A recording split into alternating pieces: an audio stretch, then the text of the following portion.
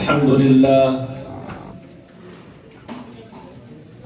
لله الذي هدى وسلام على عباده الذين اصطفى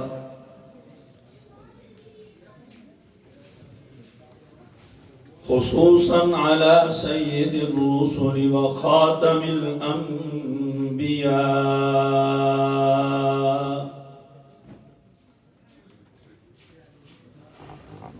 وعلى آله وصحبه الذين هم نجوم الهدى أما بعد فأعوذ بالله من الشيطان الرجيم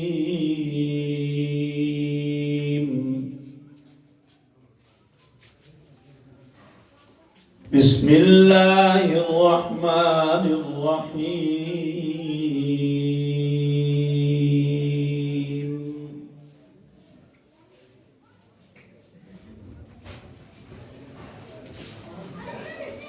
إنا نحن نزلنا عليك القرآن تنزيلا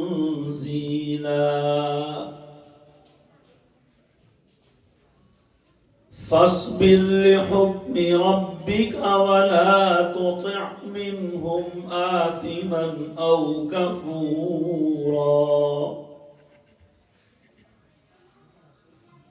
وقال تعالى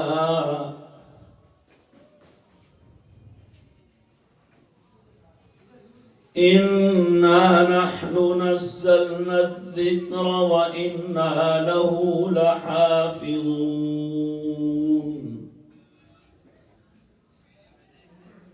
وقال النبي صلى الله تعالى عليه وسلم لا حسد إلا في اثنتين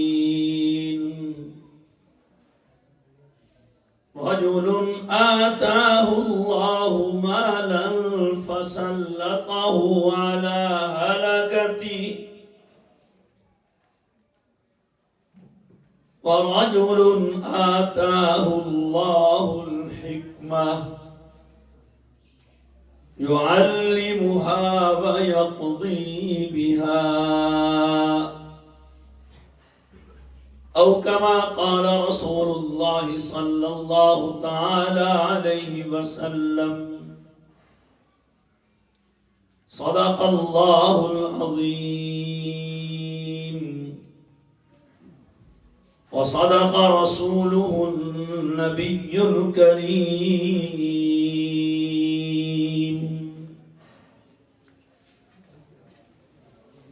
ونحن على ذلك لمن الشاهدين والشاكرين والحمد لله رب العالمين.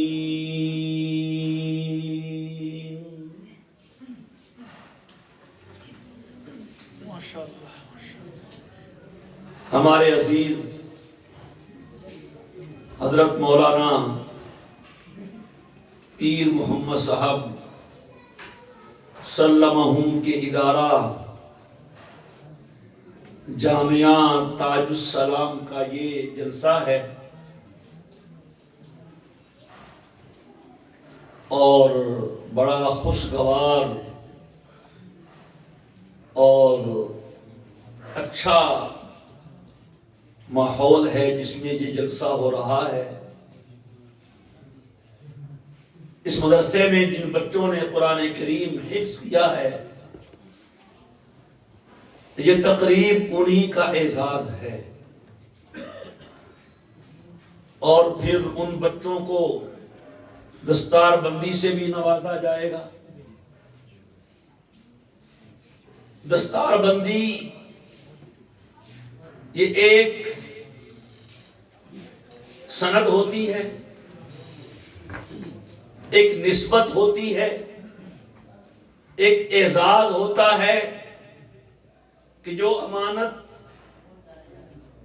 ہمارے اکابر کی طرف سے ہم تک پہنچی تھی، آج ہم نے وہ آپ تک پہنچا دی ہے۔ اب آپ کی ذمہ داری ہے کہ آپ اسے آگے پہنچائیں۔ میرے دوستو، 2-3 باتیں عرض کروں گا اور وہ انشاءاللہ قرآن کریم کے گرد ہی گھومیں گی۔ قرآن کریم کا ادارہ ہے،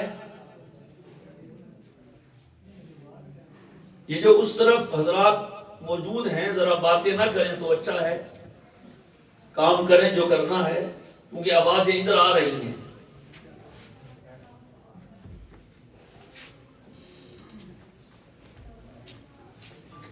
دینی علوم کا جو سر چشمہ ہے وہ قرآن کریم ہے۔ حلال و حرام، جائز و ناجائز، صحیح اور غلط ایک پوری فقہ ہے، فقہ اسلامی۔ اور فقہ اسلامی صرف فقہ حنفی نہیں ہے، اس میں فقہ شافعی بھی ہے، فقہ مالکی بھی ہے، فقہ حنبلی بھی ہے، فقہ حنفی بھی ہے، اور بھی ہیں، لیکن اللہ نے ان 4 کو مقام و دوام عطا فرمایا ہے کہ دنیا میں ان 4 کے ماننے والے پائے جاتے ہیں اور قیامت تک پائے جاتے رہیں گے۔ ان سب کا جو محور ہے وہ قرآن کریم، اور کوئی بھی مسئلہ علماء نے نکالنا ہو، نکالے ہیں، اب تو نکلے ہوئے ہیں، اس زمانے میں تو سب کی کوشش یہی ہوتی تھی کہ ہمارا مسئلہ قرآن سے نکلے، اور علماء کا اختلاف بھی ہے کہ نہیں؟ کیوں جی؟ لیکن یہ اختلاف صرف علماء میں نہیں ہے، یہ اختلاف ڈاکٹروں میں بھی ہے، حکیموں میں بھی ہے، وکیلوں میں بھی ہے، سیاسیوں میں بھی ہے، ہر لائن کے لوگوں میں ہے۔ رائے کا اختلاف یہ زندہ دلی کی علامت ہے۔ ذوق نے کہا تھا، گلہائے رنگ رنگ سے ہے رونق چمن، اے ذوق اس جہاں کو ہے زیب اختلاف سے۔ ایسا اختلاف تو محمود ہے، اور اسلام نے یہ بتایا ہے کہ اسلام میں اتنا جبر نہیں ہے کہ آپ ایک ہی عمل کریں۔ اسی واسطے نبی کریم علیہ السلام نے اعمال میں مختلف حالتیں اختیار فرمائی، مختلف حالتیں۔ پھر بعد میں ائمہ پیدا کر دیے، انہیں نوازنے کے لیے نبی کی ایک ایک ادا کو ان کے ذمہ لگا دیا۔ اسے اختلاف مت سمجھیے، یہ نبی کی اداؤں کے زندہ رکھنے کا نام ہے۔ کبھی یہاں ہاتھ باندھے تھے، کبھی یہاں باندھے تھے، کبھی یہاں کیا تھا، کبھی یوں کیا تھا، کبھی چھوڑ دیے تھے۔ رب چاہتا ہے میرے مصطفیٰ کی نبوت قیامت تک باقی رہے گی تو اس کے وجود سے پلٹنے والی ہر ادا قیامت تک باقی رہے گی۔ یہ ذوق نبوت تھا، تم نے اسے لڑائی اور جھگڑے کا مقام بنا دیا۔ نہیں ہے یہ اختلاف۔ سب سے زیادہ اختلاف جن 2 ائمہ میں ہیں، علماء موجود ہیں، آپ بھی جانتے ہوں گے، امام شافعی اور امام ابو حنیفہ۔ یہ بات جانتے ہیں نا؟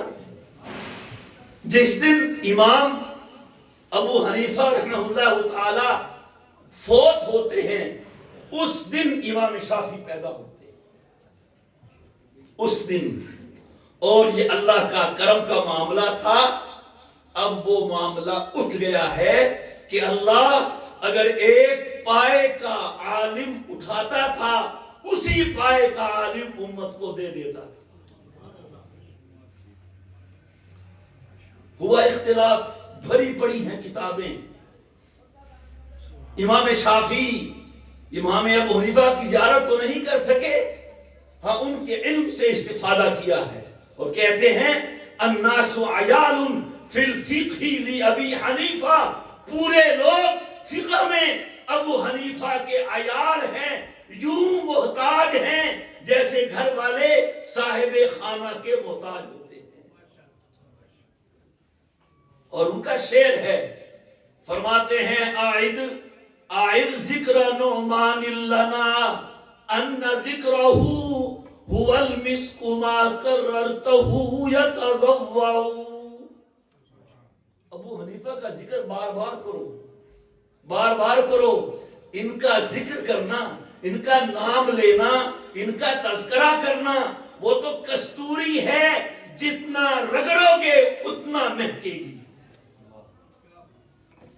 ان کے مزار پہ گئے ہیں امام شافعی، اور الحمدللہ ہمیں بھی جانے کا موقع ملا ہے ابو حنیفہ کے مزار پہ بغداد میں، یعنی ماشاءاللہ امام شافعی بھی گئے، وہاں پر بھی یہ واقعہ ہمیں یاد ذہن میں آیا۔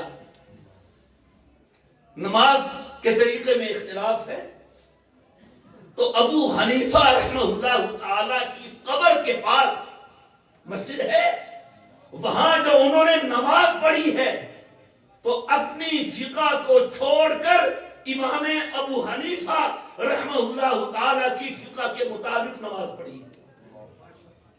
اصحاب ساتھ ہیں، ہوتے ہیں نا ہر کسی کے تلامذہ وغیرہ وغیرہ کا، حضرت یہ کیا ہو گیا، یہ کیا کیا، جواب دو امام شافعی کا، توجہ ہے کہ نہیں؟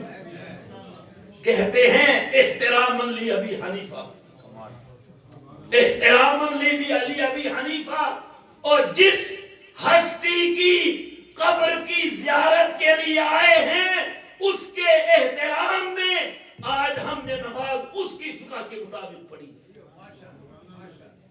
آج میرا مسئلہ کیا ہے، میری اس کے پیچھے نہیں ہوتی، اس کی میرے پیچھے نہیں ہوتی۔ کیا بات ہے، کیا تھے تو آبا ہی تمہارے، مگر تم کیا ہو، ہاتھ پہ ہاتھ دھرے منتظر فردا ہو۔ خیر، میں کوشش کرتا ہوں اپنے موضوع پہ رہوں، دائیں بائیں نہ پھسل جاؤں، پھسل جاتا ہے بندہ نا۔ ابو حنیفہ کا ذکر آیا تو ان کے واقعے سن لیجئے۔ کہتے ہیں مجھے علم ایک عورت کی وجہ سے حاصل ہوا اور ایک بچے کی وجہ سے حاصل ہوا۔ ہمیں بھی ہوتا ہے روزانہ عورت کی وجہ سے حاصل، روزانہ ہوتا ہے، لیکن یہ وہ نہیں ہے جو ہمیں ہوتا ہے۔ کہتے ہیں عورت سے یوں حاصل ہوا، میں کہیں جا رہا تھا تو کوئی چیز رستے میں گری پڑی تھی، عورت نے کہا بیٹا اٹھانا، میں سمجھا کہ اس خاتون کی ہے اور مجھے اٹھانے کے لیے کہہ رہی ہے کہ مجھے اٹھا کے دے دو، تو میں نے اٹھائی، کہتی ہے جس کی ہے اس تک پہنچا دو۔ میں نے کہا میں کیسے پہنچاؤں؟ تو ہم جا کے حماد سے مسئلہ پوچھو۔ پھر یہ حماد کے پاس گئے ہیں تو حماد ہی کے ہو کے رہ گئے ہیں، اور اتنی محبت ہوئی حماد سے جو ان کے استاد ہیں، اپنے بیٹے کا نام بھی حماد ہی رکھا ہے۔ دوسرا، لڑکے سے امام صاحب بیٹھے ہیں، بارش کا کوئی موسم ہوگا، پھسلن تھی، ایک بچہ دوڑتا ہوا بھاگتا ہوا گزر رہا ہے، ابو حنیفہ نے اسے بلایا، کہا بیٹا آہستہ چلو، پاؤں پھسل جائے گا، گر جاؤ گے، چوٹ لگ جائے گی۔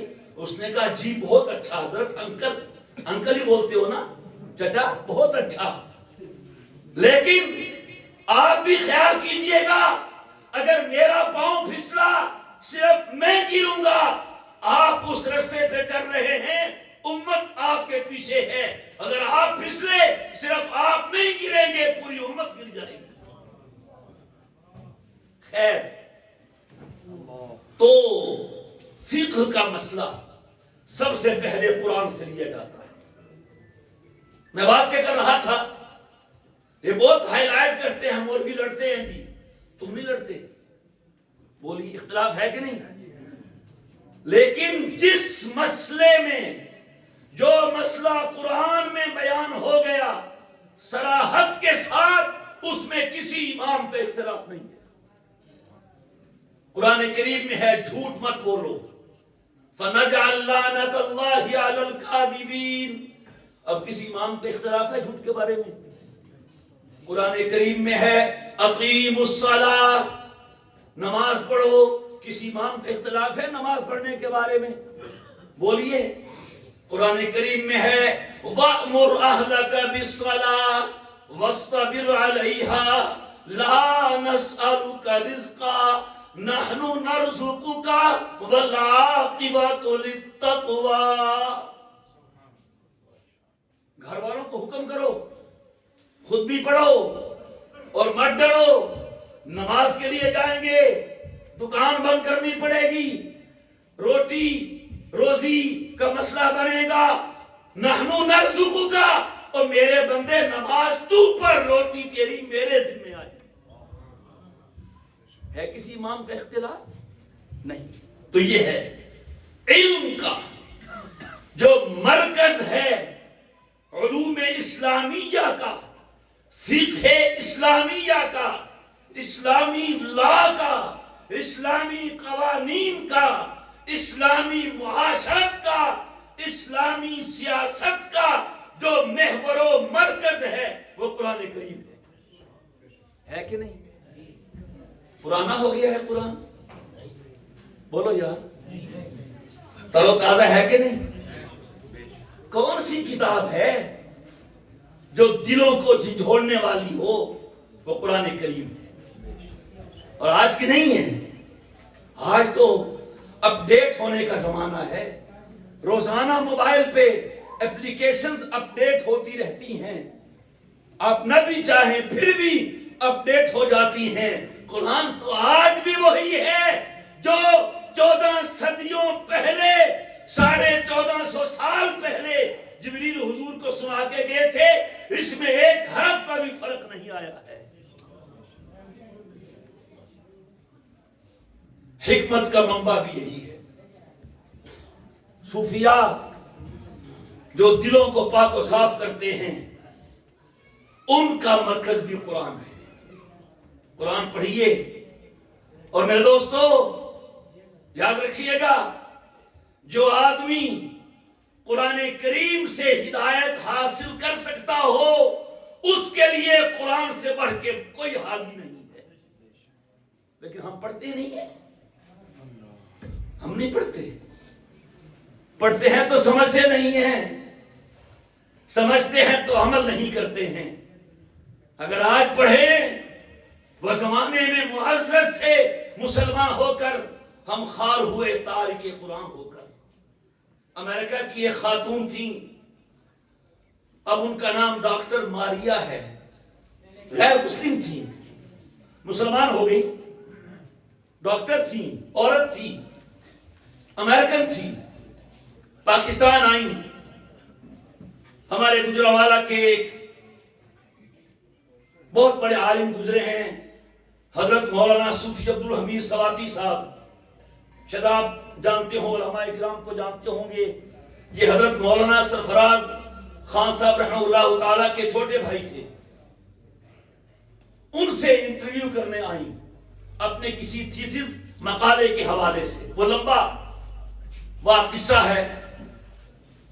تو جب اس نے اپنا انٹرویو مکمل کیا تو صوفی عبدالحمید صاحب نے اسے کہا کہ محترمہ میڈم، اتنے سوال آپ نے کیے، میں نے جوابات دیے، ایک سوال میرا بھی ہے۔ اس نے کہا جی کریں۔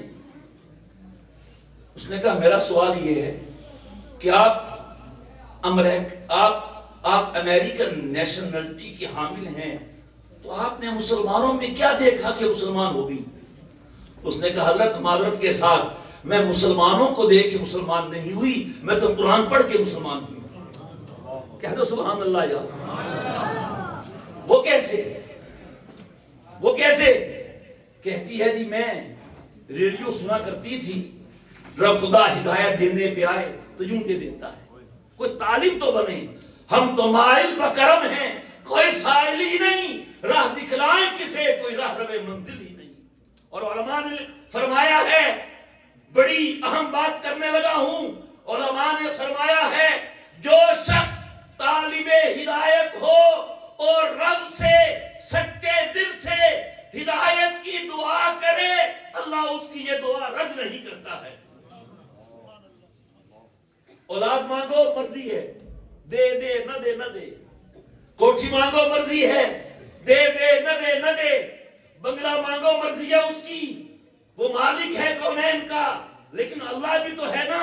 لیکن اگر آپ اس سے سچے دل سے ہدایت مانگیں گے، اللہ آپ کو ہدایت سے نواز دے گا۔ طلب ہونی چاہیے۔ تو کہتی ہے میں ریڈیو سنا کرتی تھی، تو ایک دن وہ سوئی کسی ایسے اسٹیشن پہ گئی، وہ گئی نہیں، وہ لے جائی گئی، نہیں سمجھے، وہ گئی نہیں، وہ لے جائی گئی۔ وَمَا تَشَاءُونَ إِلَّا أَن يَشَاءَ اللَّهُ رَبُّ الْعَالَمِينَ۔ جب وہاں گئی تو مجھے آواز آئی، مجھے نہیں پتا کیا ہے، زبان کون سی ہے، لینگویج کیا ہے، بات کیا ہے، کلام کیا ہے، کتاب کیا ہے، کہنے والا کیا کہہ رہا ہے، لیکن اتنا ہے وہ کلام میرے کان سے میرے دل میں اترتا جا رہا تھا، بغیر سمجھے میں نے وہ سنا۔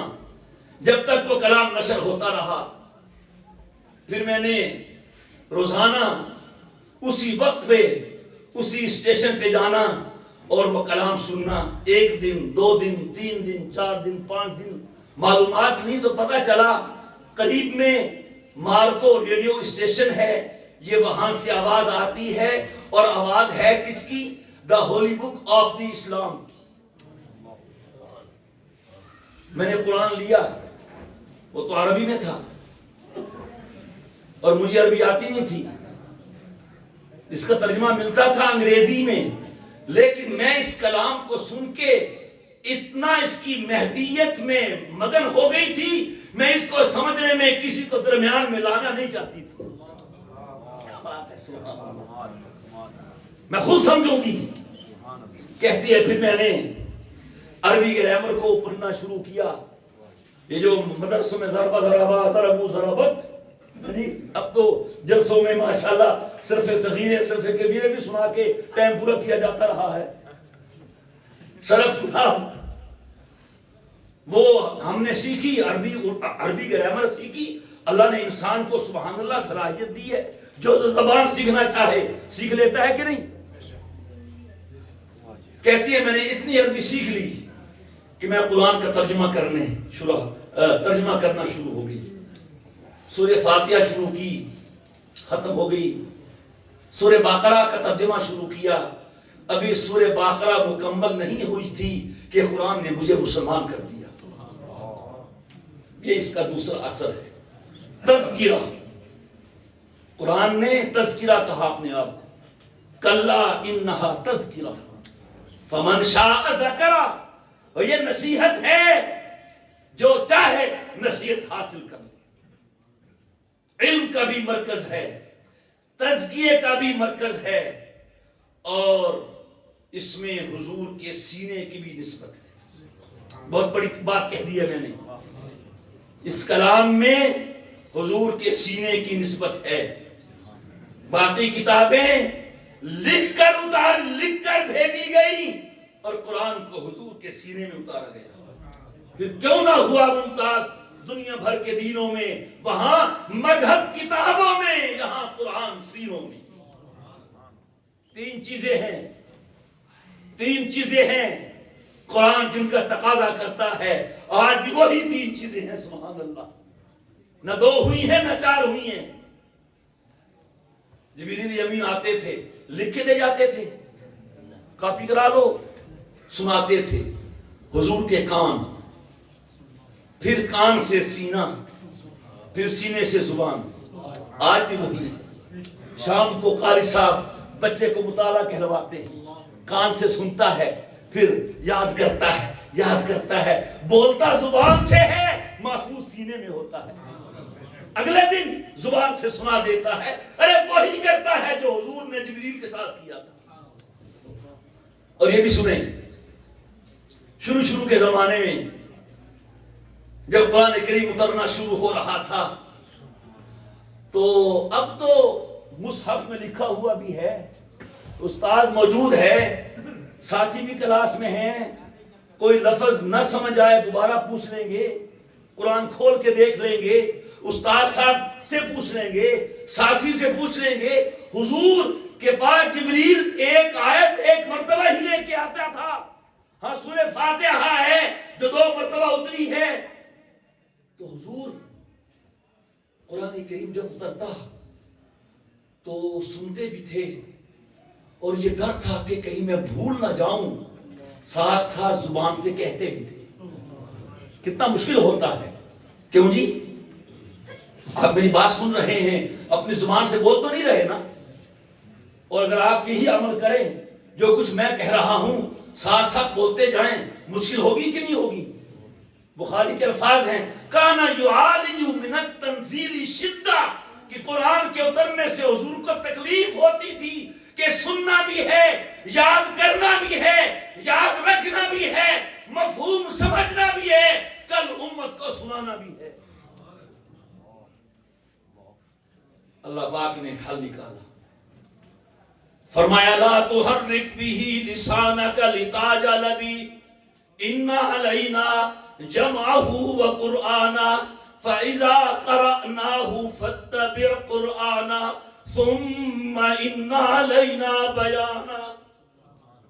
اے میرے حبیب، ہم جب قرآن آپ کو پڑھا رہے ہوں، قرأناہ، اللہ اکبر، قرأناہ، پڑھتے تو جبریل تھے نا۔ اللہ بتانا چاہتے ہیں جبریل کو مت میرے نبی کا استاد سمجھنا، استاد تو ہم ہیں، ہم پڑھتے ہیں۔ اذا قرأناہ فاتبع قرآنا، میرے حبیب جب ہم قرآن پڑھے نا بواسطہ جبریل، فاتبع قرآنا، بس آپ نے سننا ہے۔ ابن عباس کہتے ہیں فاستمع له وانصت، اس کا معنی ہے خاموش رہیں، کان لگائیں اور سنیں، بس۔ ان علینا بیانا، ہمارے ذمہ ہے۔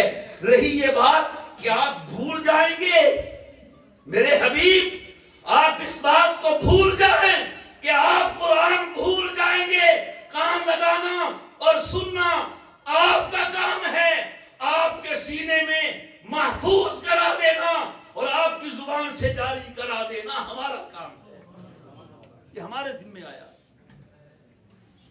استعمال ہوا کہ نہیں ہوا؟ آج بھی وہی ہے۔ کوئی آن لائن طریقہ ہے اس کے علاوہ؟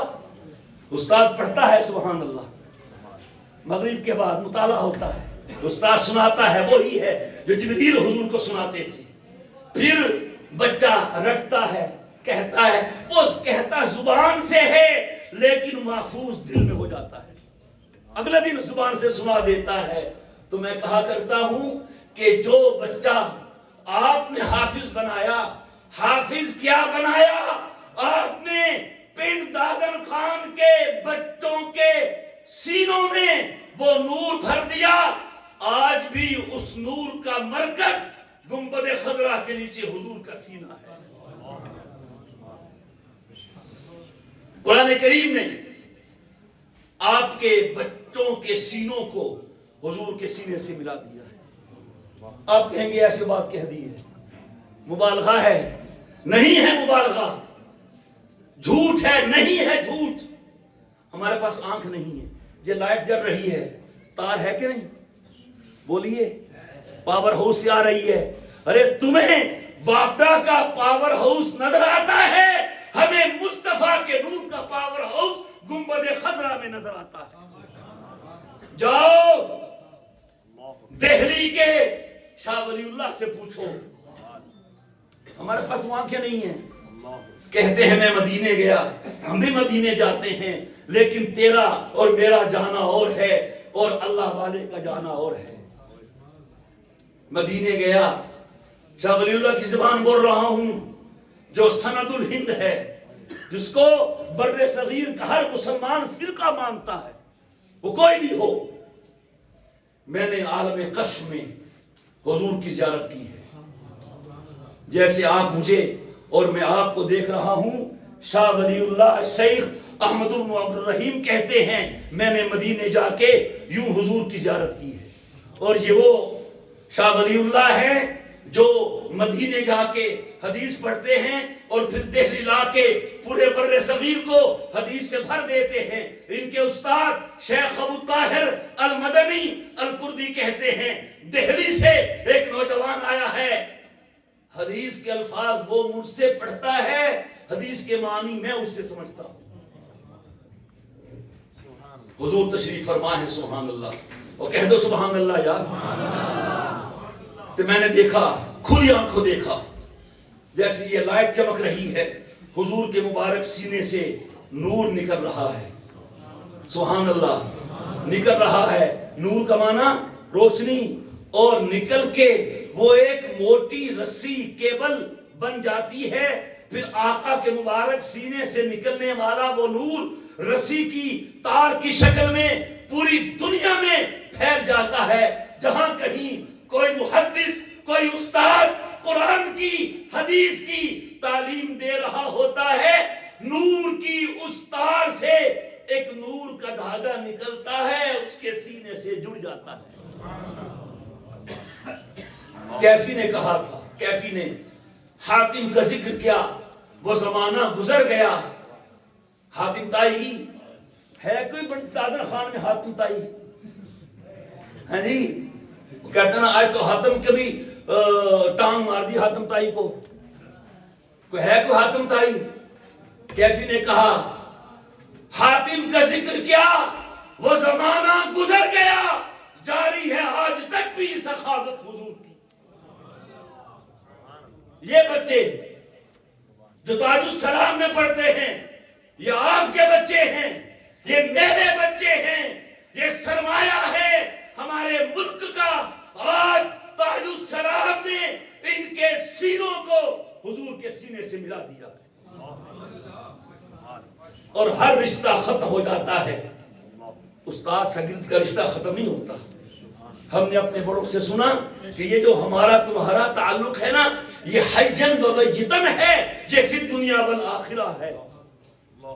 اللہ استاد سے کہے گا آپ استاد تھے، آپ نے قرآن پڑھایا، آپ نے حدیث پڑھائی، لاؤ شاگردوں کو سفارش کرو، ہم بخش دینا چاہتے ہیں، سارے لائیں گے۔ تو کیا حضور استاد نہیں ہمارے؟ فرمایا انما بعثت معلما، مجھے استاد بنایا ہے، سبحان اللہ۔ حضرت آپ استاد تھے، لاؤ شاگرد۔ اگر حضور کے شاگرد جمع کیے گئے وہ تو بڑے ہوں گے، لائنیں لگیں گی، کہیں نہ کہیں ہم بھی ہوں گے، کہیں نہ کہیں یہ بھی ہوں گے، کہیں نہ کہیں یہ بھی ہوں گے۔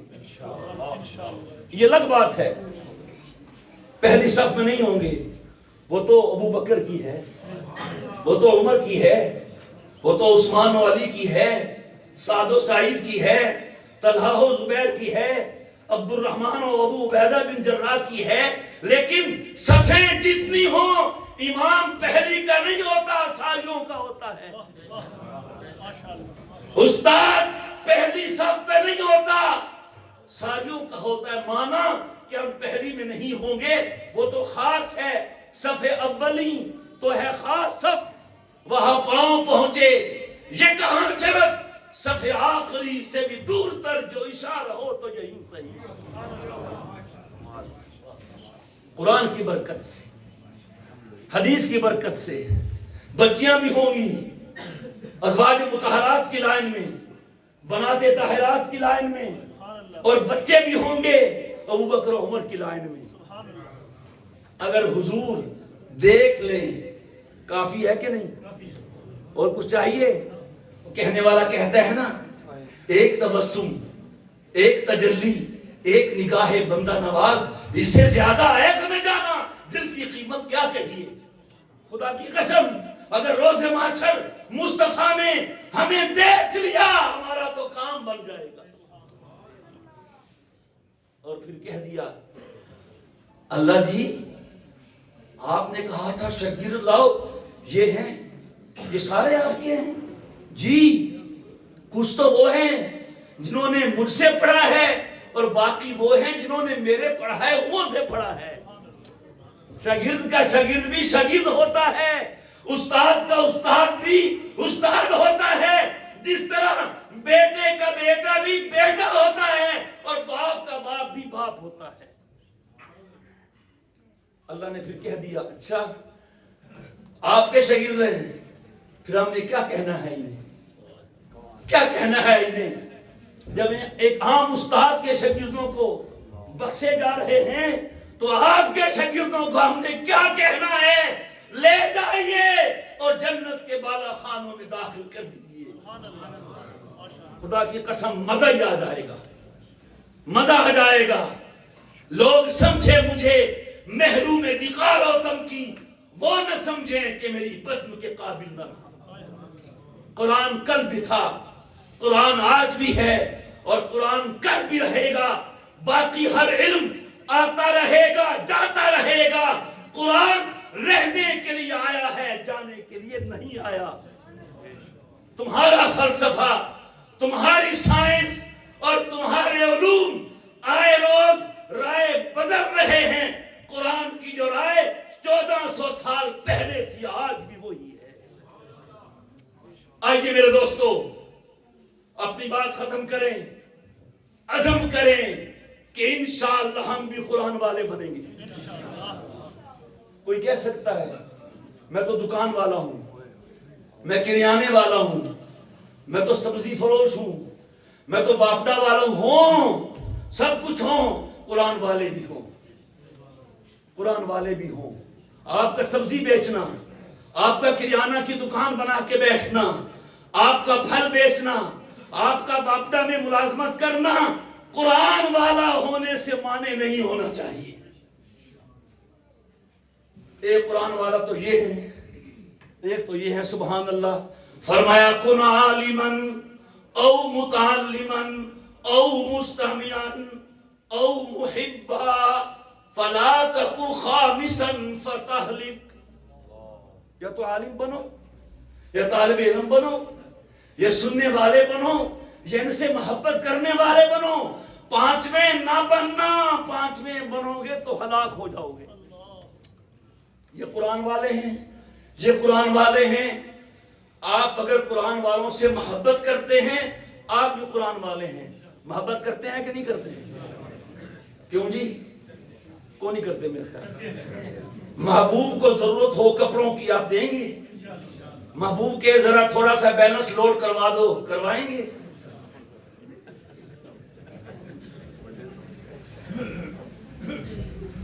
جو سب سے پہلے کرواتا ہے وہ کہہ رہا نہیں کرواؤں گا.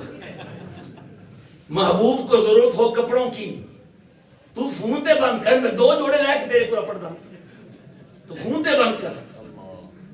اگر ہماری قرآن سے محبت ہے, یہ قرآن کا ادارہ ہے, اس کو جگہ کی ضرورت ہے. جو آج قرآن کو جگہ دے گا رب کل اس کو جنت میں جگہ دے گا.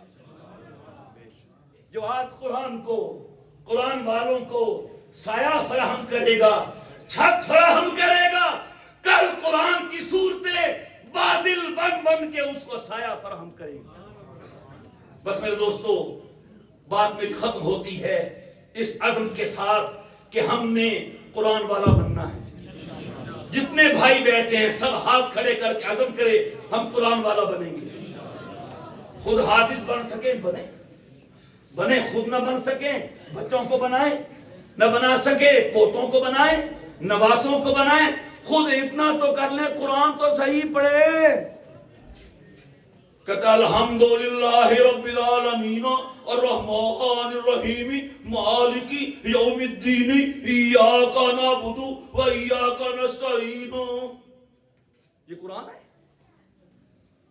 آج ہر چیز اپڈیٹ ہو رہی ہے, ہر چیز اپڈیٹ ہو رہی ہے, ہر چیز چیک ہو رہی ہے. لپڈ پروفائل چیک ہوتا ہے, शुगर चेक होता है, कोलेस्ट्रॉल चेक होता है, जिगर गुर्दे मसाने का टेस्ट होता है। वो दिन कब आएगा जब हम अपना कुरान इनको चेक करवाएंगे? कहा किसी ने, यार मैं कुरान पढ़ता हूं, देखो वही कुरान, वही जो बचपन में अम्मा ने पढ़ा दिया था मादत के साथ। जितने भी आप में हम जैसे बुजुर्ग सुमराज सफेद दाढ़ी वाले बैठे हैं, कुरान चेक करवाया है?